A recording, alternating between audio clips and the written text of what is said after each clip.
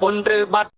យល់ឲ្យធ្វើសង្ឃឹមក៏ហូរឈាមដល់លេងសើចដើម្បីតែអំណាចនេះក៏ផាយនឹងក៏ផាយប្រទេសអ្នកលុយពេកអស់ប៉ុណ្ណាក៏មិនផាយក៏ដាក់ខ្ចប់នឹងភ្លើងធ្វើឲ្យយើងអស់សំណើមិនដែលនឹងមុំពេញកាន់កំភ្លើងយើងការពីរាប់រយឆ្នាំមកហើយយើងរងទុកវេទនាប៉ុន្មានឆ្នាំក្រោយនេះពួកយើងមានសន្តិភាពពួកយើងរើបំរាប់បើជាសាលាចង់គៀបបារីមួយដើមស្មោះមួយដង្ហើមពេលចាប់ពីសង្គ្រាម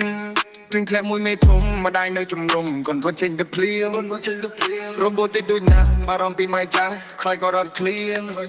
តែរបូតនេះមិនសាអាចជឿដល់ការសង្កេតនៅបំពេញ